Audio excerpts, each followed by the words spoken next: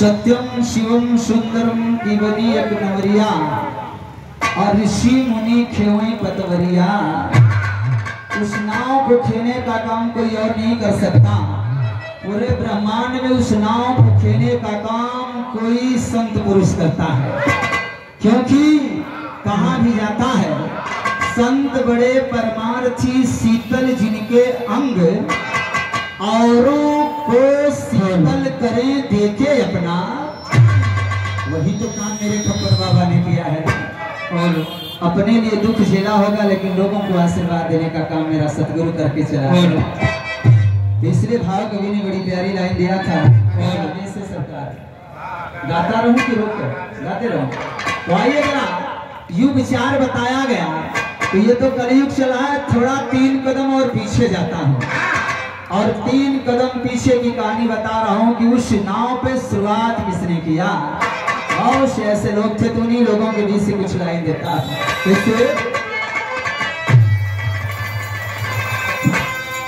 तपस्या मुनि बैठे वही तलाई,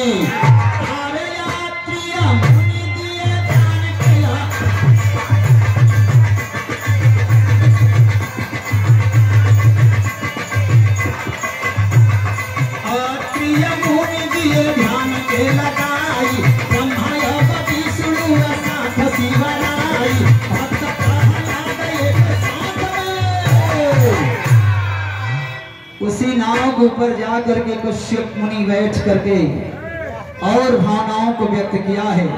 अत्रि मुनि ने आसन को लगाया तो ब्रह्मा विष्णु महेश भी उसी नाव पे आकर के सवार हो गए।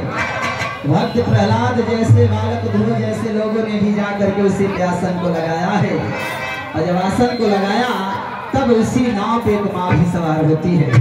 ये अच्छी जगह है।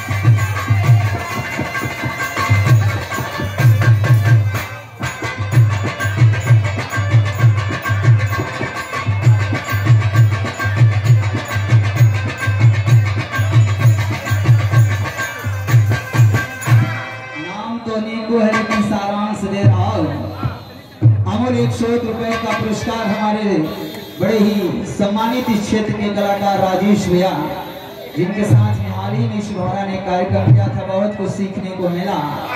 ऐसे सम्मानित कलाकार राजेश भैया की तरफ से सरामा की धरती पे कार्यक्रम हुआ था। भैया को प्रणाम करता हो। हाथ से बचने की आवश्यकता आप लोगों से है तो आशीर्वाद आपका मिलता रहे।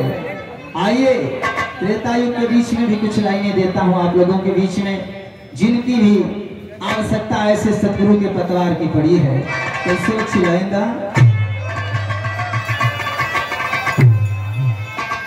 रावण या बैठा देखो बाबू एक ज्ञानी, अरे राम और सीता भी बैठे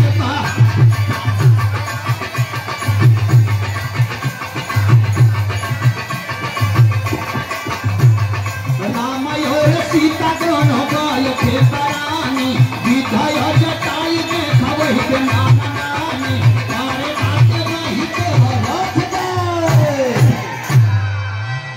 आओ पंचो, उसी नाव के ऊपर जा करके बैठने का काम रावण किया है।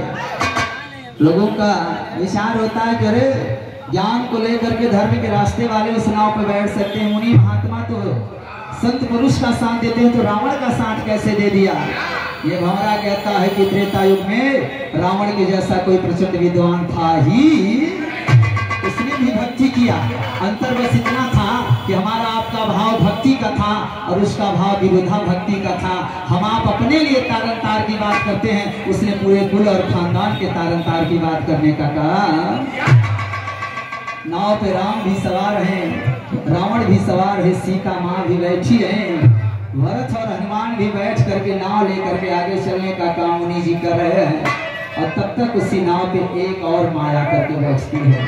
वो कौन थी? आइए लाइन में देता हूँ।